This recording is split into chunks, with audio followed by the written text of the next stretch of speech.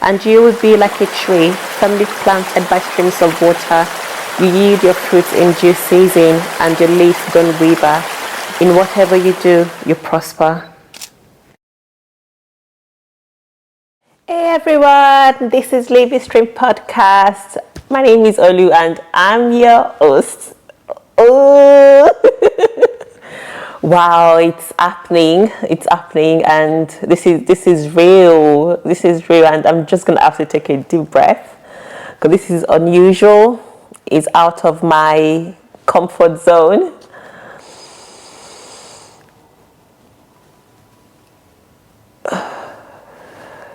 Oof, that was needed. First up, wherever you're watching from, whatever you're doing, I'm grateful for you. I'm thankful for you to make time out to listen and watch. It does mean a lot, and I mean every single word of that. And I'd like to say I'm joyful. I'm not overly excited because that would be a lie. This has been a journey that this space is believable because it's time when God says it's time. And I don't want to rush things because I like to give a bit of a backstory. We're going to do that a lot on this podcast, breaking it down. Living Streams podcast is born out of my personal journey over the years, and a more recent, I like to call it evident wake-up call, that I am mandated to share my faith as a Christian and how that relates and transcends into everyday living. Because I'm like, God, are you really sure that this is the next step?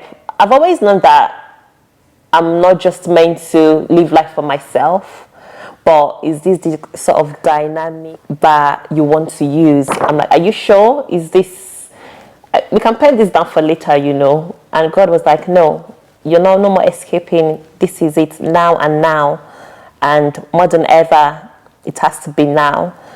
So a recent wake-up call where I love to do my daily walks. I like to go out. I like to go in nature just to distress.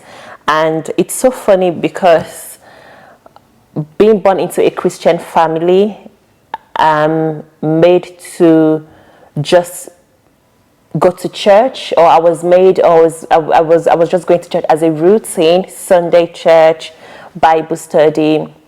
I didn't really know God for myself growing up, even as a teenager, and the vision or the picture of how God speaks to someone could come through, yeah, I am the Lord your God. Nah, that didn't happen to me.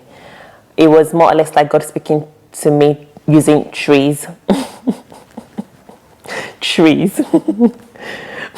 Birds. Water. And I'm like, oh yeah, don't overthink it. It's just normal. You like going on walks anyway. And it kept coming, like speaking to me using trees, using air, using water. I'm like, what is this? And that led me to going into deep thoughts. Like, I'm a very deep thinker. See, I'm very deep thinker, and it's so contradictory that I think so deeply, and I could come across as someone that is a happy-lucky-go and someone that just leaves things to chance. But I'm very deep in thinking, and I was just in deep thoughts one day, and I was like, I don't know why everything around me is showing signs of stream, signs of, and I'm like, okay, let me go into a bit of a research. And it was like, what would happen to the world if there is no water? Like, what I found scared me. It was shocking, and it was more or less like there wouldn't be anyone in the world. Like, all living things, it would be inhabitable, it would be inhospitable. Like, there wouldn't be, I was like, does that mean like there wouldn't be anything like trading and stock market and like trying to buy Tesla and like, oh, I've not even got to Thailand yet. However, on a very more serious note, water has been a way God spoke to me, and hence the name Living Streams. and it's very metaphorical. It's hope, it's sustenance, it's provision, it's renewal, it's peace, it's safety, it's unconventional. So can you imagine if, as a human being, I've not heard of anyone that has gone maybe 24 hours or a whole week without drinking water. Maybe you can tell me. However, just the way humans and animals and trees can't go without having water daily, that is how God has subjected me to say, God is my source, and I can't live this life, this thing that God has called me, this divine assignment, without not connecting to my source, because it's quite sensitive, because I feel like I've been made to pick and choose all my life. Or maybe, let me put that again, let me restructure that. I feel like I have unconsciously, mentally put myself in positions where I have to pick and choose. And this is very personal to me. I've consciously made myself to think, oh, I'm a Christian, that is separate. I'm a mother, that is separate. I've got a great background in psychology. I like helping people, vulnerable people. That's my passion, that is separate. But it was more or less like God said that all these things are all integrated, they're all interconnected, and I, God, am the center of it. I am the center of this, and you can't just do life thinking they're all separate entities. Because some people that know me, I like to call myself like a city set on a hill. I was deceiving myself, because that was just like mere phrases that was throwing around. And I call myself a city set on a hill that the light can't be hidden, but I was unconsciously dimming my lights in all different areas of my life. And it's so funny that, like I said, this is very unusual. Social media, coming online to talk to people, talking about God first and maybe wellness and things like that. It's way, I feel very exposed right now. I'm safe, like I feel safe, I'm okay. I know what I'm meant to do. I know this is a new territory, but I feel very exposed, because this is new. I can actually feel my legs shaking. So yeah, I had to take a walk, and I can pick up from where we stopped. So I feel exposed in the sense of where I'm not someone that would come on social media or any platform. In fact, my relationship with social media has been a very funny and dicey one, because I could go 6 months without Instagram or TikTok. I don't even have a Snapchat account. And I'm like, God, why are you telling me to go on social media and sort of like talk about God and myself and helping other people? I do so much already in my daily work, being in that field of psychology, helping vulnerable people. I don't feel the need to come online. As a matter of fact, there are a lot of people doing this already, and God said to me that, why are you so fearful? You have so much fear, and you think my goal is for you to do your 9 to 5 and feel like you're fulfilled? No, this is way bigger than you. This is way bigger than me. This is more or less like, there's nothing like psychology without God. Let me just say it as it is. And I don't stand to be corrected. There is nothing like psychology without God, because He is at the center of everything. And I'm very passionate about wellness. I'm very passionate about well-being. Like I've always loved the fact that every person, it's not a fact, it's a desire actually, that at least if you don't have luxury cars, or you don't live in the biggest mansion, or you're a CEO somewhere, the bare minimum that life could give you is good quality of life. You should be able to live life daily in good health, in sound mind, in peace, prioritizing yourself and as a whole person. So, and that brings me to my experience over 3 years ago, where I knew I wanted to do something, and I organized a wellness gathering with my friends, and just to bring people together, because I always feel like this thing has to be done. Like, I can't just keep it aside. And it went well. I received good positive feedbacks, but it was a seed that was sown. It was a seed that was sown that never germinated, like that never had its real impact, because God wasn't at the center of it. So that is a major lesson that I learned. And going back to what I said about, we're going back to basics, we're going back to the foundation, I do intend, and I really hope that this podcast would be a space people don't have to feel like they have to pick and choose. You can be a Christian, you can thrive well in your daily life, you can be exceptional at what you do in any area you're in, and God can still be at the center, because I'm a living testimony of that right now, and that's why we're here talking about this.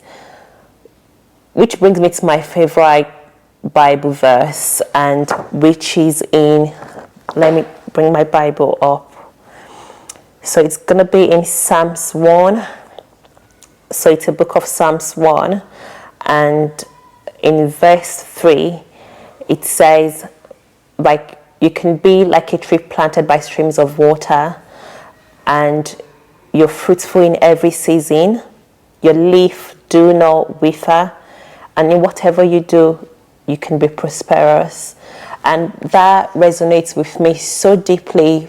And what that means is, like, even when I don't feel like everything is going well, I am still, it doesn't change the truth that God has destined for me to prosper in every area. And it's deep, because I said that Bible verse, but I wasn't walking in reality of it. I wasn't working in reality of that, and the context, the deep. Oh, so are you telling me that even when I feel like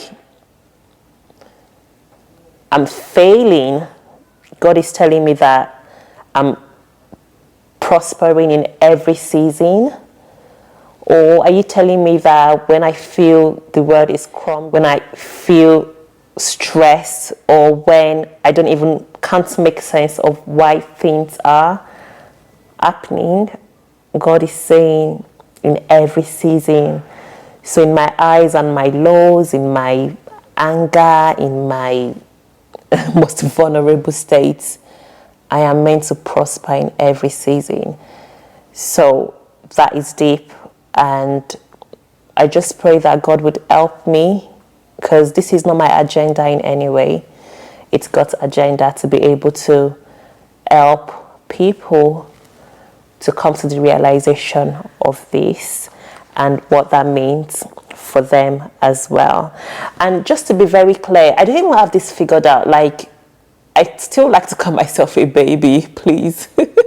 Allow me to call myself a baby in some things. I don't have it figured out. I'm not telling you, 5 ways to well-being, or 5 ways how to live your life. No, we're doing this together.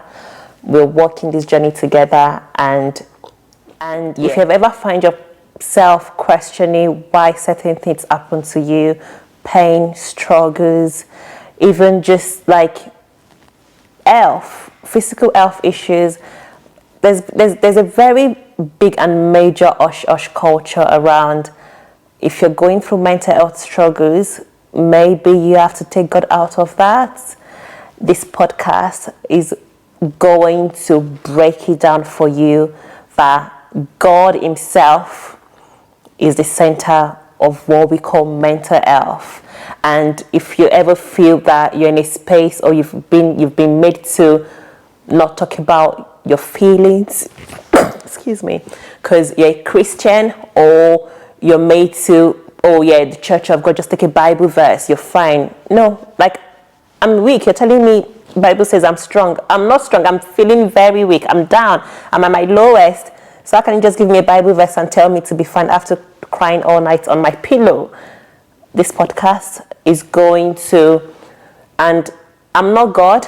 I'm not in any way, and that's why I've prayed earlier that God would himself reveal what he wants this space, how he wants it to serve people, and what he wants to do. Because I do believe so much that this is not a coincidence, and everything is to be able to impact, even if it's just one person's life, that is enough. And it's not about trying to give false hope. It's not false hope. It's not just saying affirmations and walking out of this place. It's about what happens when you're alone. What happens when you're down? What happens when you have no answers and you're just there lost, maybe confused, maybe angered, maybe you even think there is no God. That is okay. Just before we round up this introductory episode, that's a lot of words to take in. I'd like to bring you in with me to a place of centeredness. I don't know what you're doing. I don't know what state you're in. This exercise, it might be your first time trying it, and that's okay. This exercise, I do hope, helps you to feel grounded in yourself and be at peace in your current state. If you find a position comfortable for you and close your eyes, just be present for yourself.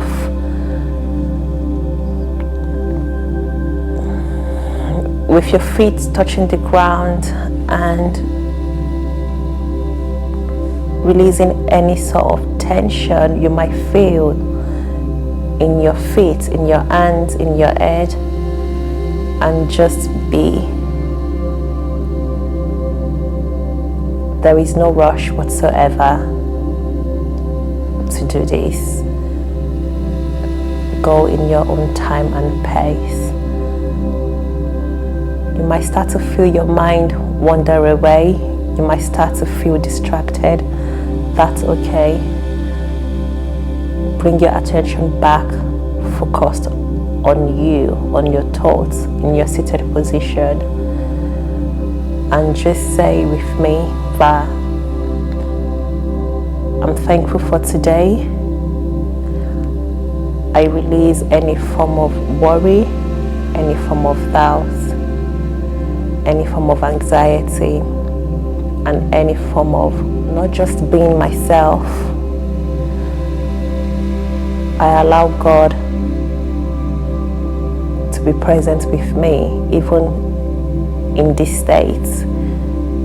It could be a storm, it could be joyful. Just be. And just like that tree planted by the streams of water and that is meant to bear fruit in every season, I bear fruit in every season of my life. And I believe that there is more to come for me positively.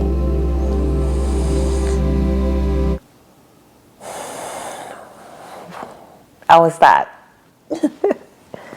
Thank you for joining us today, and we'll see you in the next episode.